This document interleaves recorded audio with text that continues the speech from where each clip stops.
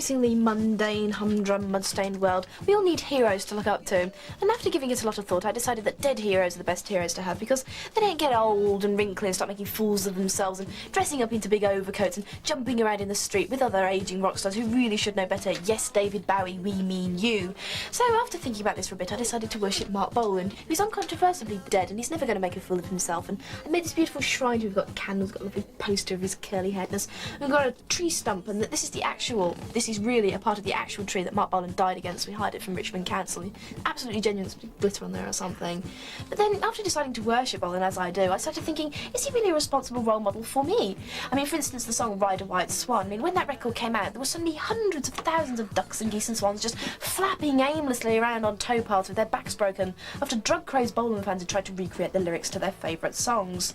Now, recently, a battle has broken out over the legacy of Marc Bolan, and Naked City went to the front lines of the battlefield to report on what was happening. To many people, this is a normal tree, albeit a rather colourful one.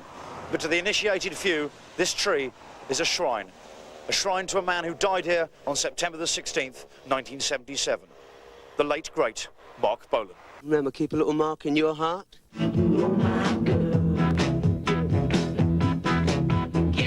It was 5 in the morning and Gloria was driving her pooped-out pop star boyfriend home in her Mini when she crashed into this tree. And Marc Bolan rode the White Swan to heaven.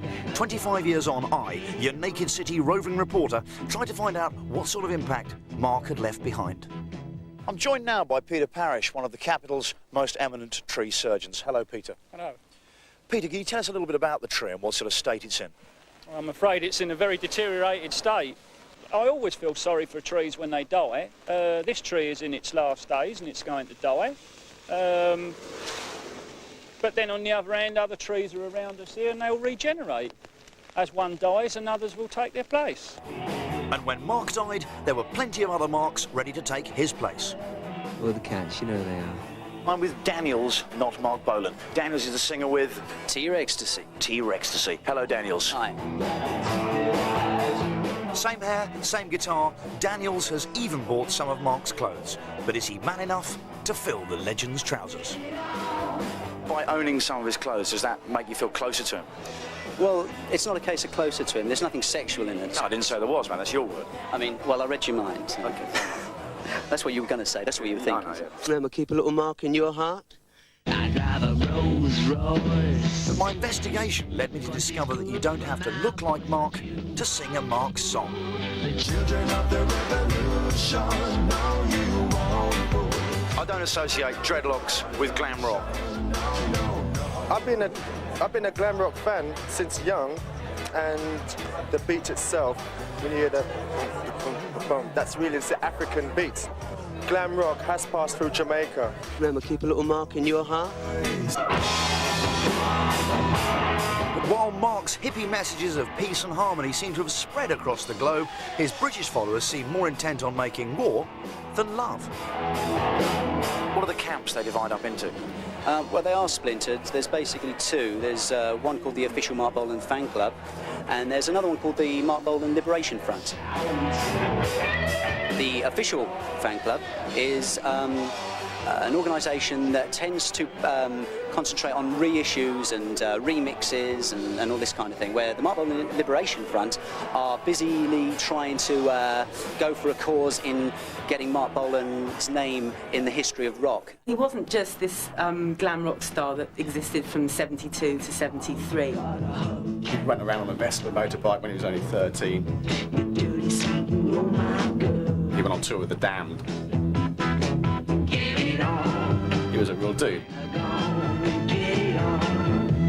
But the Bolan legend lives on in other, spookier ways. Marc left behind a series of spine-chilling coincidences that have been baffling his fans ever since. He did say that he would never live till 30, and he was right. Marc died 2 weeks before his 30th birthday. The lyrics to Solid Gold Easy Action, which came out in December 1972, and the opening line is, life is the same and it always will be, easy as picking foxes from a tree. The registration of the Mini picked off the tree was FOX.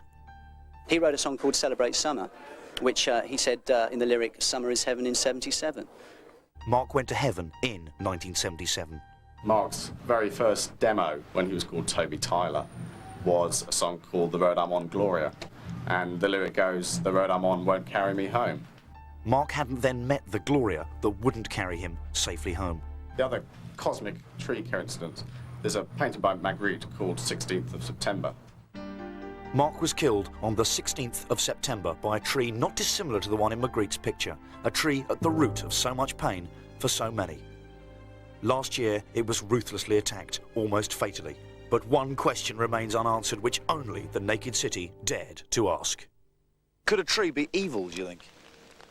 I think no different than what people are. Some people are good, some people are evil. Well, there you have it, a lot of spookiness surrounding the death of Marc. I'll leave you to draw your own conclusions about the validity of some of the theories. Keep a little mark in your heart. Yeah!